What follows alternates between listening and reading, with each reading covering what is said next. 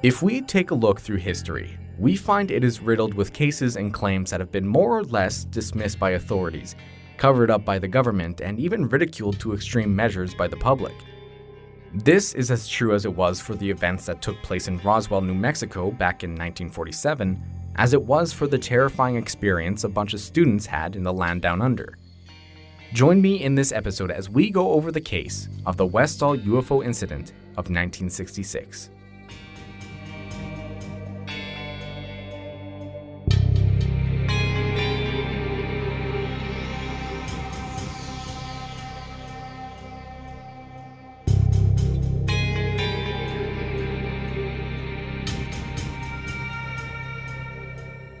Welcome back to Moonlight Lore, everyone.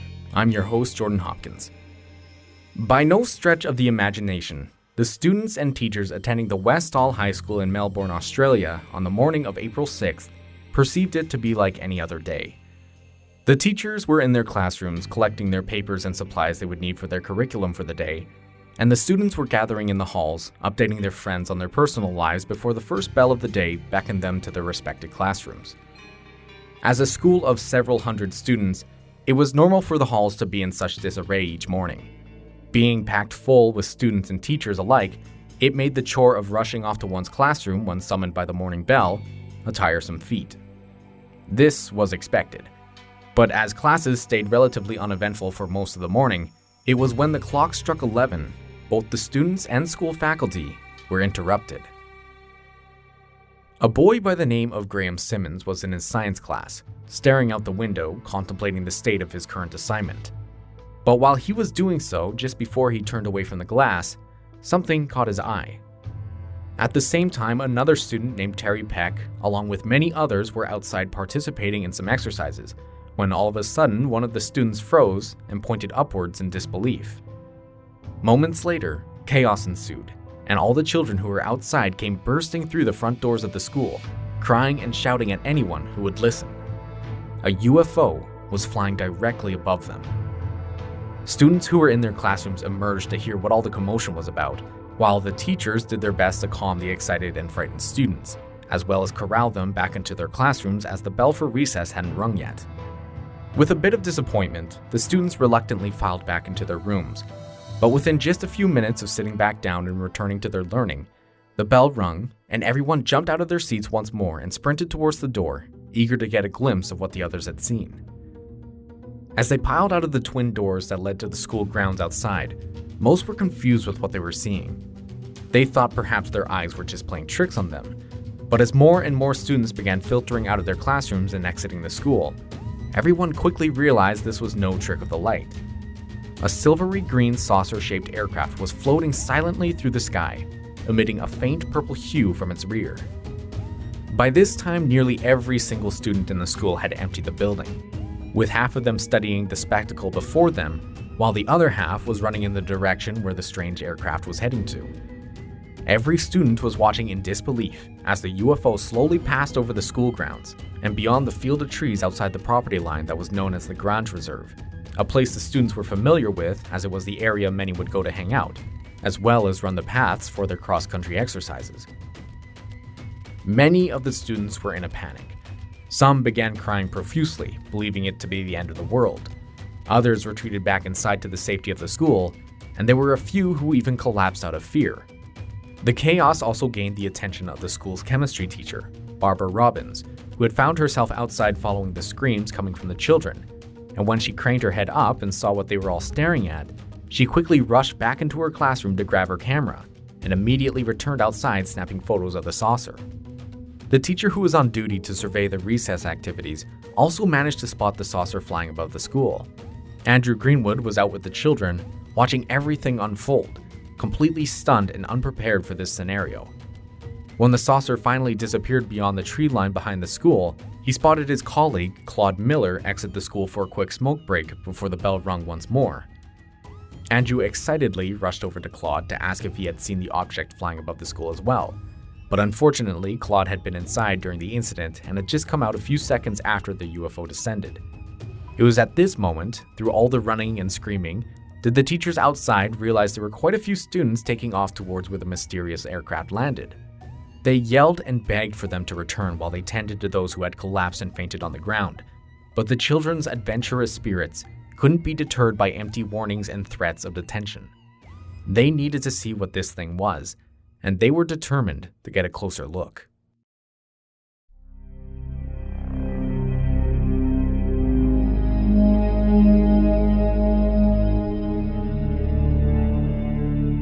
Several kids who worked up the courage to ignore their teachers bolted over the chain-link fence that separated the school grounds and the field of trees, eager to get a closer look at the silver spacecraft. Jacqueline Argent, along with another girl, were close on the heels of their friend Tanya, who was running just a short distance ahead of them, though Tanya, being a bit faster than the other two, was able to distance herself from them to the point where Jacqueline lost sight of her through the thick trees. A few seconds passed, and as the two out-of-breath girls attempted to reach their friend, they suddenly saw the aircraft lift slowly back into the sky above the trees, turn on its side, and fly off into the horizon, disappearing into thin air. Missing their chance to see a real-life UFO landing, the two were about to run off and try to spot or follow the craft once more. But just before they turned around to pursue it, they realized their friend was nowhere to be seen. Tanya was gone, and so they, along with several other students, decided instead of pursuing the craft, they would run to see where it landed and hopefully find Tanya there. As they rounded the last of the trees and entered into the small grassy area, the first thing they spotted was the tall yellow grass had been pushed down into the ground in the form of a circle, as if the aircraft had landed directly on this spot. There were some who said that the grass was simply just yellowed and pressed down, while others claimed the circular pattern on the ground was also burned. In astonishment, the students began to gather around the area, and that's when one of them spotted Tanya. She was completely speechless when the others approached her and grilled her with questions about what she had seen, but they couldn't get anything out of her. After a short amount of time of looking around the circle, all the students decided to make their way back into school grounds, but it's here strange things began happening to the population. Many of the teachers had now come outside to help deal with the hysteria and began corralling the students back inside in an effort to calm them and assess what the situation was. Nobody knew exactly what to say or tell the kids to calm them down though, because most of the teachers were inside and hadn't seen what had happened. Though through the tears, excitement, and yelling, they pieced together what everyone believed what they had seen. A real-life UFO had flown over the school, landed, and those who came in close proximity of it were starting to feel sick. At first, just a few students were experiencing severe headaches. Some had to be rushed off to the bathrooms to vomit. The worst of it seemingly came from Tanya and a few others who had approached the circle where the craft had landed. Along with the symptoms the others were having, the ones who were near the circle began passing out cold. Tanya was the worst off by far, and an ambulance was immediately called by the school faculty to come and take her away. What about your friend Tanya? I believe she did see it on the ground. She did see it on the ground? So I was given to believe, yes. But I went back to school and Tanya went back to school and basically had gone all to pieces. There was definitely an ambulance on the oval and I was told that she'd been taken away in the ambulance, and that was the last time I ever saw her. Wow. She was just gone and she never came back to school.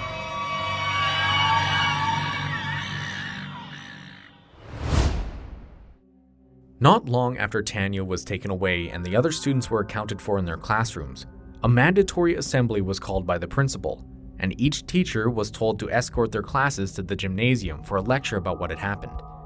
Here, the principal scolded the children for running off, and what they had seen was nothing more than just a simple weather balloon. He closed down the assembly by implying everyone who claimed to have seen anything other than a weather balloon, student or teacher, was wrong and out of their right minds, and also warned if any student was caught talking about the incident, they would be severely punished. If any teacher talks to anyone, they would be fired on the spot. Everyone was then instructed not to leave school grounds and to head back to their classrooms. Graham Simmons, the boy who had spotted the aircraft from his classroom window, was tasked with walking the halls to ensure all the younger students were following the principal's orders and staying inside their respected rooms. As he was walking the halls, he spotted Barbara Robbins, the teacher who had taken pictures of the craft with her personal camera earlier in the day. Graham from down the hall could see she was having what looked like a heated conversation with the principal and another man in a suit standing beside him. As he got closer, Graham overheard the man demanding Barbara give up not only the film in her camera with the evidence of the aircraft, but as well as the entire camera itself. Of course, Barbara protested, but was threatened with termination from her job, as well as a few other ominous words from the mysterious man in the suit. We weren't allowed to leave the school, at least I wasn't. My job was to walk up and down the corridors and make sure that all students were in their rooms. I was walking back from the West End. There was a confrontation between Mr. Sambleby, Barbara Robbins, and a man I'd never seen before. I thought it was a police uniform, but it was just dark blue. It was demanded that she hand over not the film, but the entire camera. It's quite evident that there was no deployable troops available in Melbourne at the time. The main units were all logistic, the supply battalions and so forth at places like Broadmeadows. There were lots of citizen military forces, today's equivalent of the Army Reserve, part-time units, but they couldn't have responded so rapidly, and nor could they have responded in such a large number. Despite the well-known fact there were no active military deployments or installations in the area at the time, the response of a military presence to the school was extraordinarily quick. Most students and teachers actually found their appearance to be suspiciously fast, and were skeptical about what the aircraft could have been. If it was actually a weather balloon like the principal had told them, why would a weather balloon warrant such a quick military and governmental response? Then immediately after the police and mysterious men in suits appeared on school grounds, the media showed up. The teachers did their best to keep the students under control out of fear of possibly losing their jobs, but a couple of the students had been lured away by the press and were interviewed about what they had seen. Of course, these interviews didn't last long. Despite the fact the police, principal, and strange men in suits were adamant what everyone had seen fly over the school and land in the trees was a simple weather balloon, they did not hesitate at all in turning away the reporters and press who arrived there. They obviously did not want word of this incident getting out for some reason. But it was during one of these short interviews we find out while some of the students only witnessed one aircraft fly over the school, others said they saw two, while others claimed there could have been possibly three flying around. Not only this, but the students and teachers weren't the only ones who have witnessed this event. As word spread, so did the claims from others come rushing in. Paul Smith, as a young man at the time, was working on the property next door to the Grange. He too saw the aircraft fly over the school and touch down among the trees, as well as witnessed roughly around 20 military personnel show up where the ship had landed a short time later. We were loading up for market, and as we were pulling the carrots up, I looked up and I was facing the object in the sky, and I just thought, oh, somebody's got some way of projecting a film of something into the sky. I didn't believe that it was really happening. But my boss turned around and he saw it, and we stood there looking at it for several minutes. A few moments later, the children came over from the high school and they noticed us, they saw us, and they sort of took a while to make up their mind whether they would come onto the property, realising it's private property. Yes. And they decided they'd come in anyway, and they did. They ran straight over the market garden, and they crossed and walked down here to this corner. After a while, trucks turned up with, it looked like army trucks. Right. And there would have been about 20 guys got out. About how long after the object had vanished in the trees? Oh, I think it was only 20 minutes, which is not a long time. How did you know they were from the army? Well, they were khaki-coloured trucks, the covered in patches, you know, sort of that they to hide, you know. Like camouflage? Camouflage truck, yeah. And it was the long ones that carried quite a few people, and a couple of jeeps. So a couple of trucks, and a couple of jeeps, and about 20 men in uniforms? Yeah. And the uniforms were what sort of uniforms?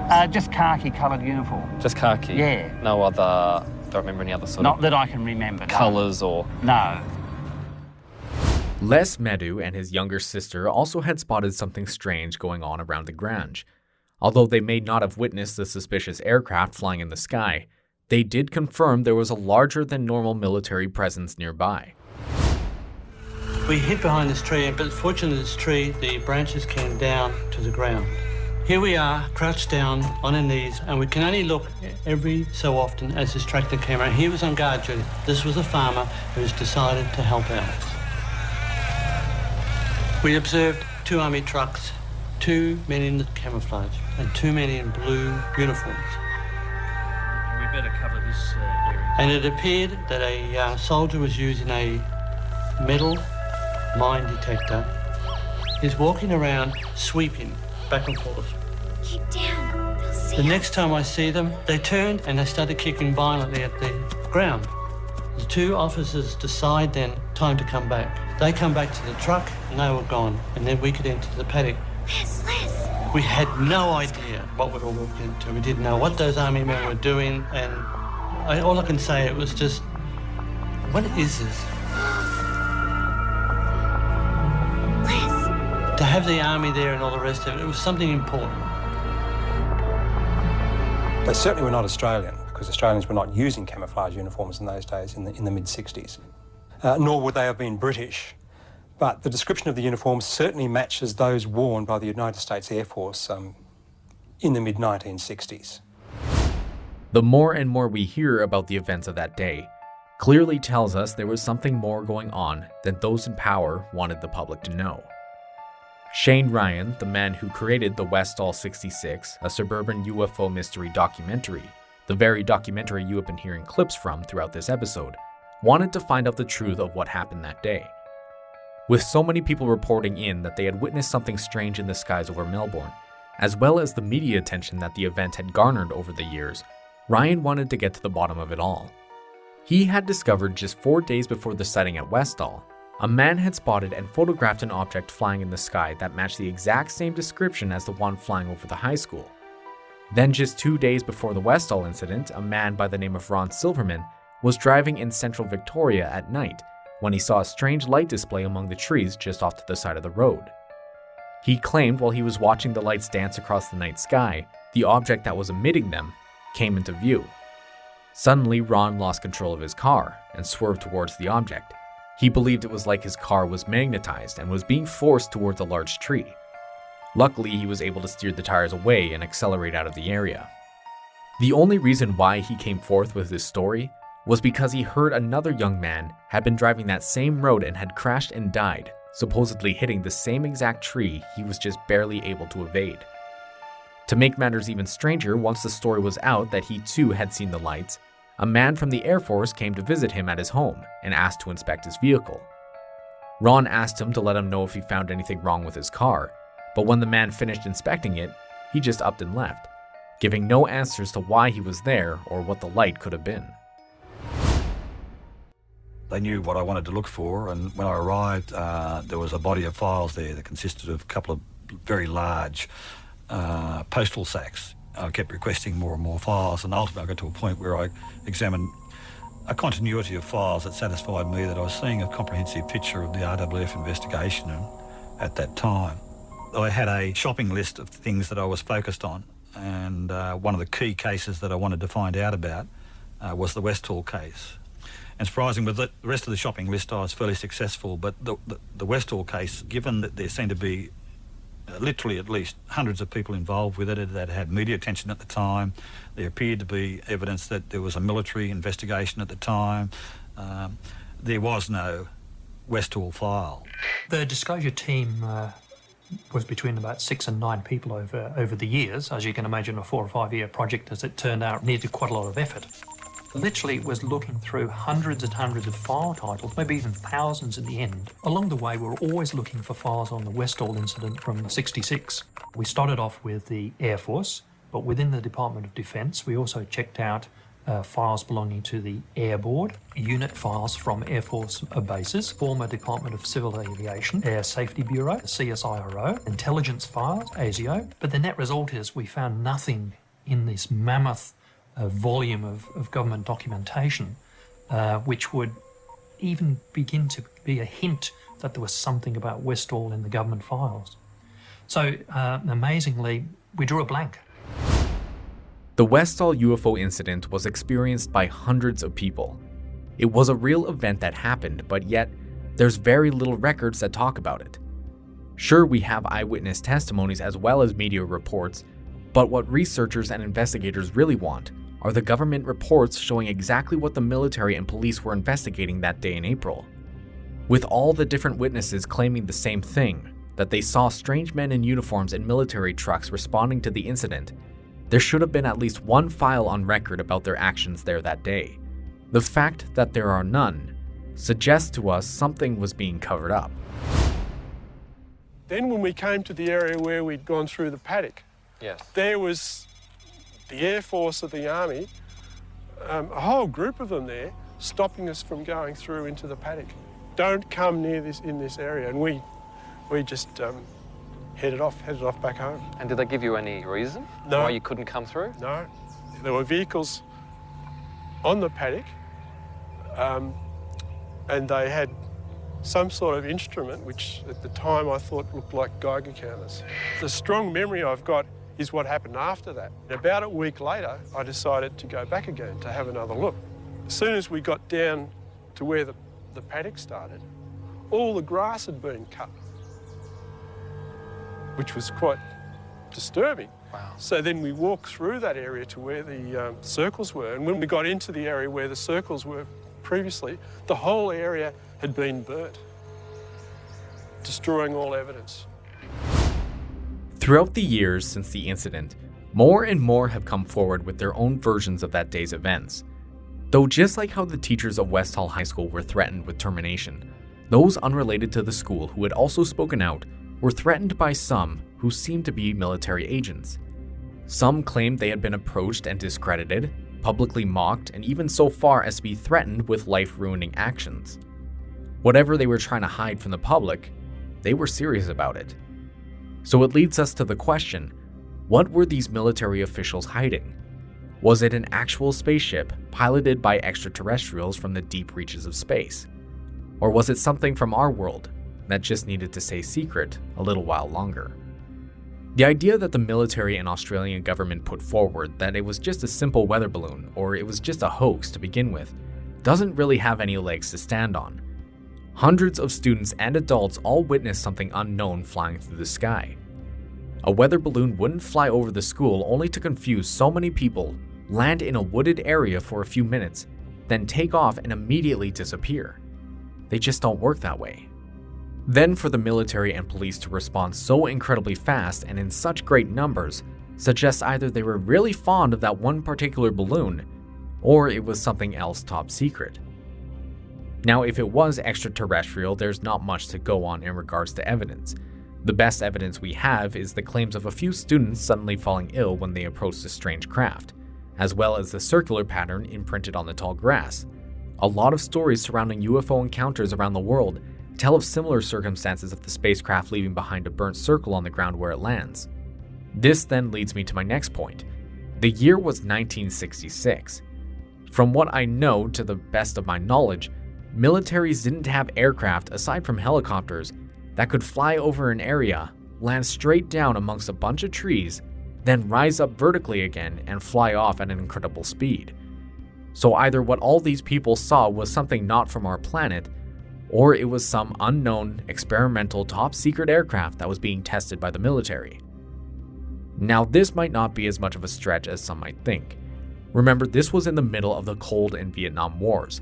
While both these wars mainly revolved around Australia's ally, the United States, it is also a known fact that Australia was also a part of them, though obviously just not to the full extent of that of the US.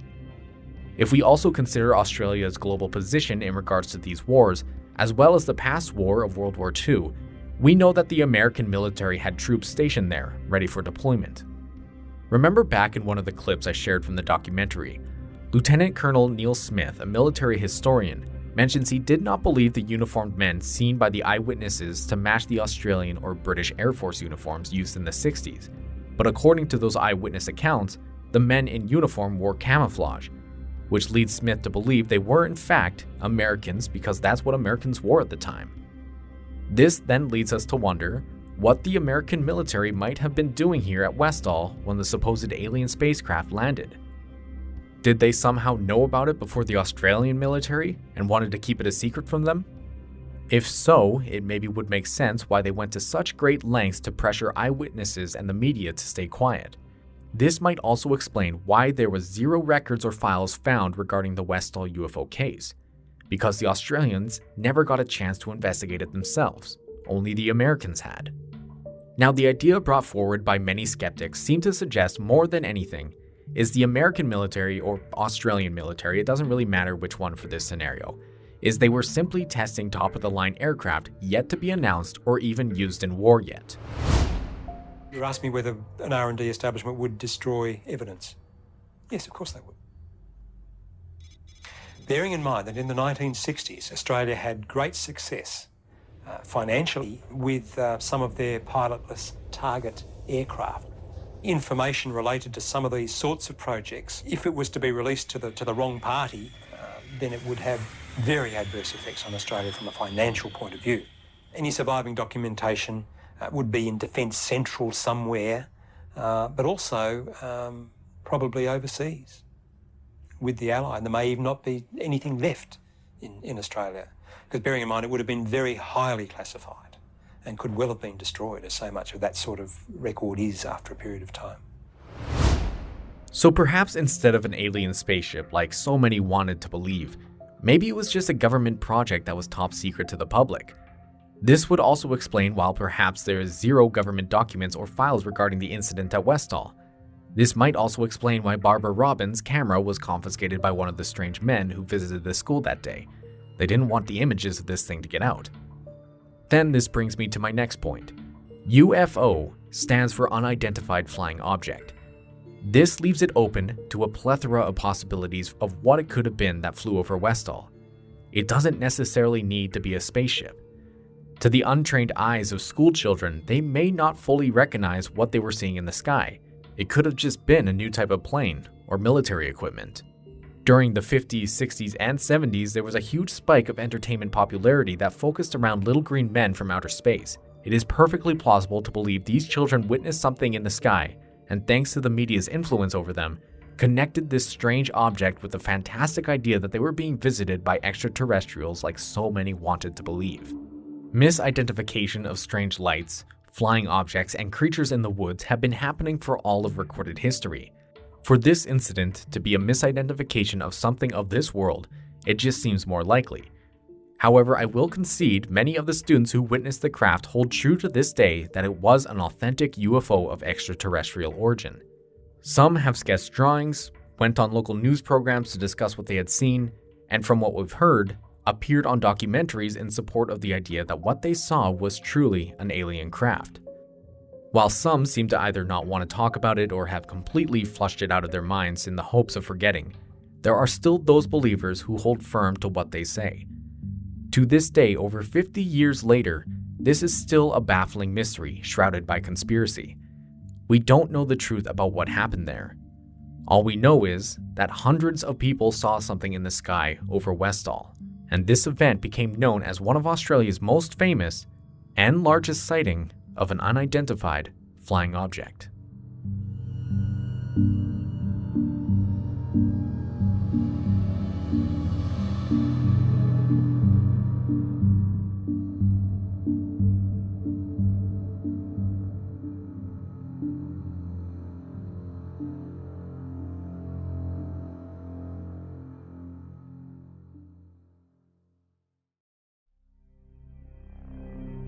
There are obviously good arguments for both sides, and I wanted to try my best to share both so that you, the listener, could try and conclude for yourself on what to truly believe.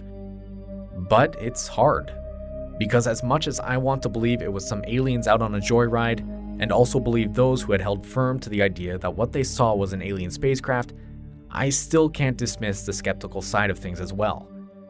So don't burn out your brains too much trying to figure this out, because quite frankly, I have no idea. And maybe we aren't supposed to know.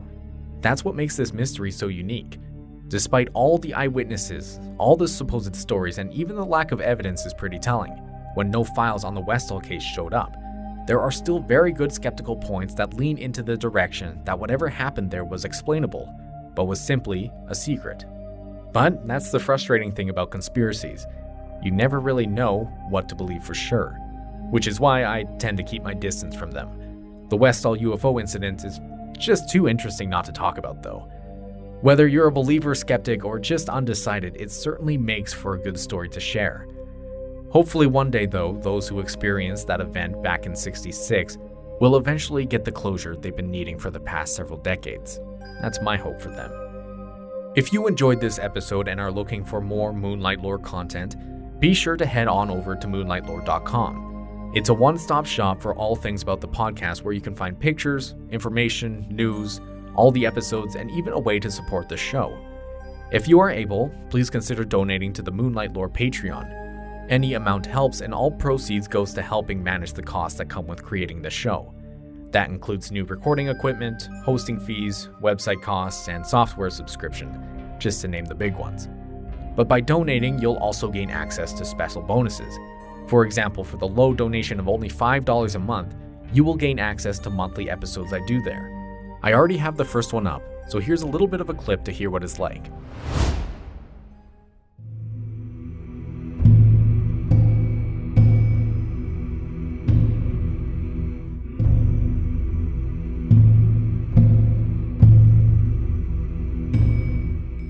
The first hanging of Fort Saskatchewan.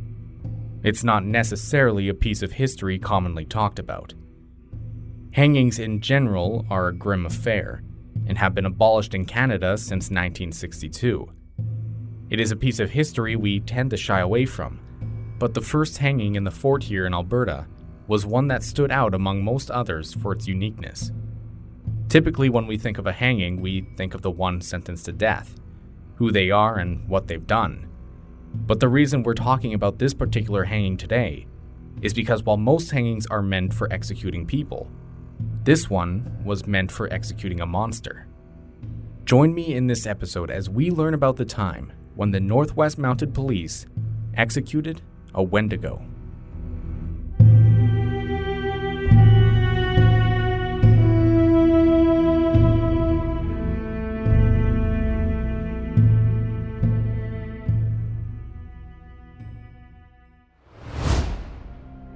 If you happen to be in a position where donating is not possible, but are still wanting to help the show, the next best way to do so is by sharing the show with your friends and family. Or if you don't want to do that, there's also leaving a 5-star review on iTunes and Spotify. It only takes a second and goes a long way to helping the show grow. It is by far the easiest way to show support, so please consider doing so. I also want to give a quick shout out to Shane Ryan's documentary, Westall 66, a suburban UFO mystery, the one that I've been using clips from. If you get a chance to watch it or buy it, be sure to do so, as it's incredibly fascinating. But I believe that is it for this episode. I really hope you enjoyed it. So until next time, stay safe and take care.